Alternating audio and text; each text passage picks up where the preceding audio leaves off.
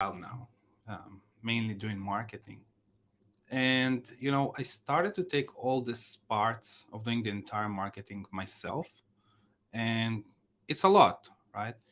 Only when I'm talking about the podcast that we are producing, we have three people working on it. So we have one person that's doing the entire editing, and another person that will do the ghostwriting stuff and take the podcast and just write it as a post for one of our founders. And then maybe we have another person that's going to do like tweets and LinkedIn posts and so on. And we do have a marketing budget, and it's not so little. It's pretty high, but it's so hard to find people. Like, how do I find somebody who knows how to write for somebody else? It's really a hard topic. And the second one is how I'm going to manage all these freelancers. Like, what's the best way to deal with this thing? So I've come to many conclusions after working with the different freelancers. Um, First thing that there is things that are a little bit easier and things that are hard. For example, if I need somebody to edit my podcast, it just need to be very creative, but that's it. There's not a lot of iteration usually. People can just come, work, and that's it, finish it, upload it. It's nice. But when it comes to ghostwriting, the person actually needs to know about the other person, like what they know how to write, they don't know how to write, um, and so on. And it's not easy because it requires a lot of iterations. And also writing the tweets. The tweets is a little bit easier because there's not a lot to talk about, but because it doesn't have really any content inside, it's very short usually, and also the LinkedIn posts. But still, it can be a little bit hard sometimes. And then you need to manage all of them. So how do you manage it and create like some kind of like a content machine?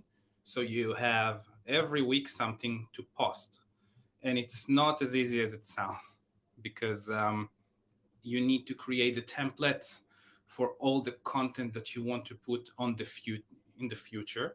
You also need to make sure that you have enough guests for the podcast to come, because you're going to have a different guest every week, and you need to write their agenda, go on the podcast to, as a producer, to tell the host what to do, and and all of that. And in the end, you need to produce the actual podcast. So what I found is that I'm using Notion, and I've created for me like three folders. One folder is like content that I need to prepare. It's like I created for myself like a template that I can use all the time for that content. So I have this template thing that I just copy paste, and I can share it with the freelancer. And then I have this folder of content like pending to be created, and another one for pending released and released. So the freelancer can actually help me out and arrange everything inside. And then we have another like a folder of the actual content that the freelancer can write the entire content inside. Now the main thing is that when they write the content inside is that they write it in the Notion format, which is very good for me because the Notion format is a good content that I can put directly, like copy paste it into another platform. So was also one of my consideration, because I don't want to deal a lot of time in actually putting the content inside. It's not so easy sometimes. And once I've created all this, I've created like a document, so like an Excel document that's telling me, okay, this is all the weeks and what is the date preparation for each of the content that I want to produce. And I've created a nice automation with Discord that every week the bot says, hey, you need to work on this topic and you need to finish it by that, and that. And that's really awesome because it gives a lot of sense of what's going on during this week with me, with the freelancer, and that everything is like clicking. So that's also a good way for me to actually manage the entire content and understand that I'm on the right track, because we can really never stop when you think about marketing. If we stop, we will not have content for the next week, for the next month. So there's got to be a system that run itself all the time. So, that's me for today.